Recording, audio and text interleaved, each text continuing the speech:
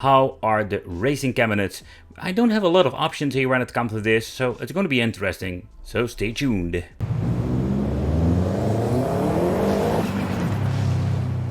This thing comes with a Logitech G29, a very unique thing because when you're looking at most racing cabinets, they come with these Chinese racing wheels, but this one does come with a quality racing wheel, and I think it's pretty cool.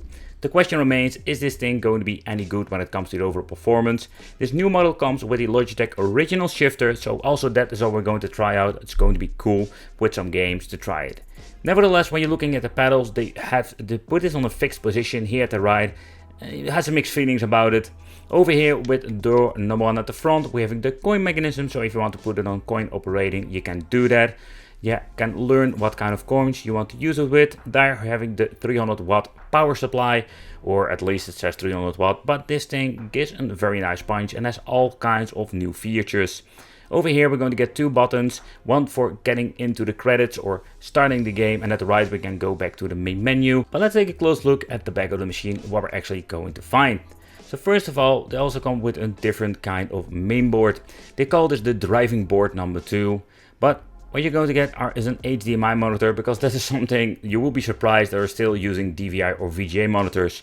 It comes with a quite basic power supply that will power on the PC itself. The exact specifications, I didn't really find it out, but there was something around like the Nvidia GT730 of a GPU, and the CPU, they are using these Intel dual core one. So nevertheless, depending what kind of model, they are not super powerful. They are like kind of low spec in my opinion.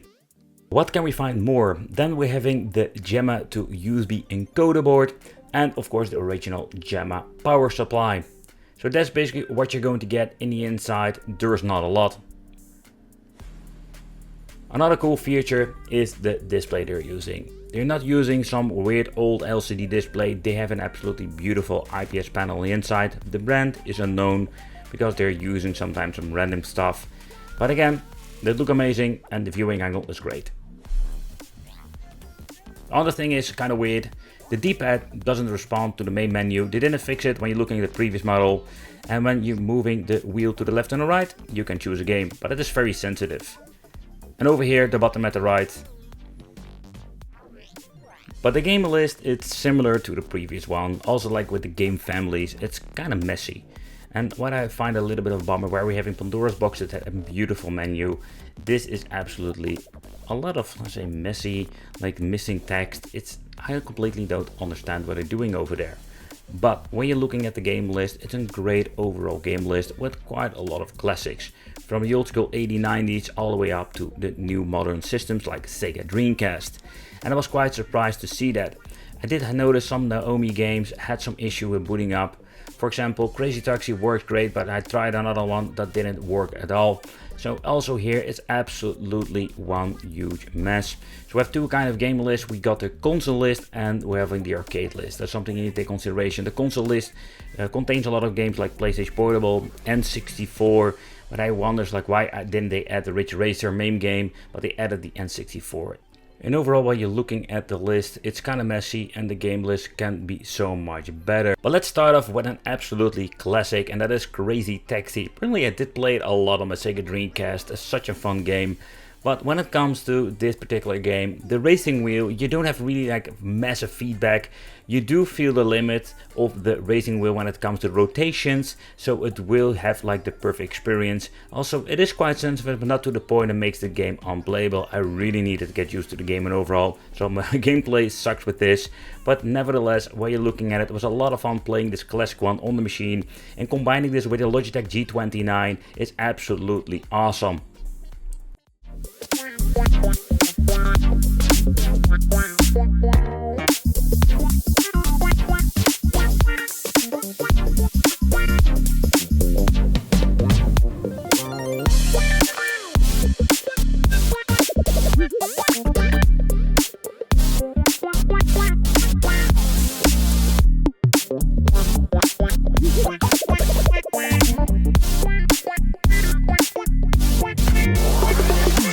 Another game I wanted to check out is when it comes to Cruising the USA. They implemented the original arcade one. I personally never played the original arcade. I mostly played the N64 version. But another thing I want to check out, how is the gearbox? Will this actually work?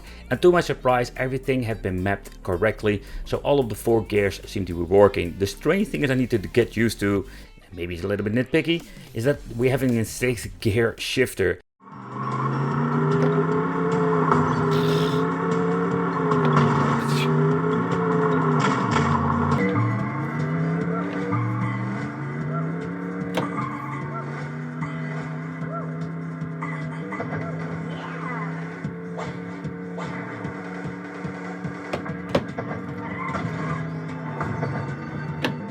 What is kinda cool that a lot of classics like Daytona can be played on an emulation cabinet like this, but also what is cool that we can link it up with another machine.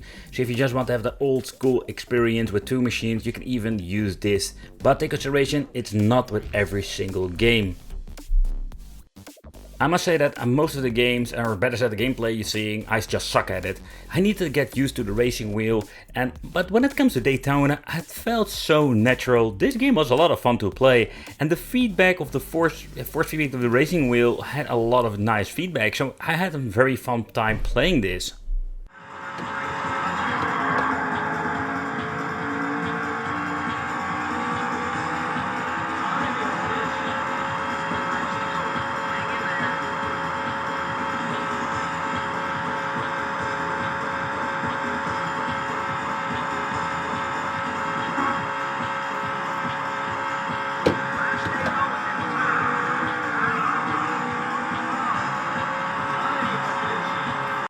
Another game I wanted to try was the Sega Rally 2 game, because this is an absolutely newer version and I instantly noticed that the force feedback is absolutely perfect. This is spot on. Every single bump you can just feel it in the road. This is where the G29 from Logitech is going to be shining.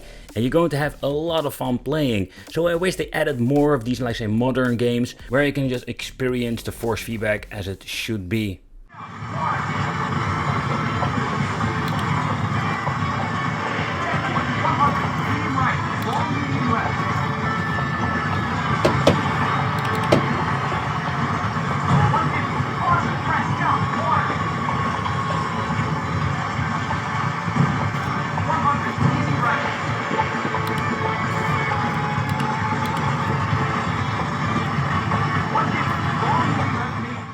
Initially was another cool game that I found on this machine, and I must say that the force feedback didn't give the right feedback like with the Sega Rally 2 game, but it was noticeable. And it was a lot of fun to play this game, because also the shifter seemed to be working at the back of the wheel, and this particular game you just want to use it. I tried to play with the gearbox, but I didn't like it at all, and these games with extra shine where you can just play with the shifters. A game I was really looking forward to check out was Outrun 2006. But what makes this thing unplayable, that the sensitivity of the racing wheel is so high, you only need to nudge it a little bit to the left or the right. So I always wonder why you're having products like these, particularly when it comes to the games, is nobody checking this? Clearly not.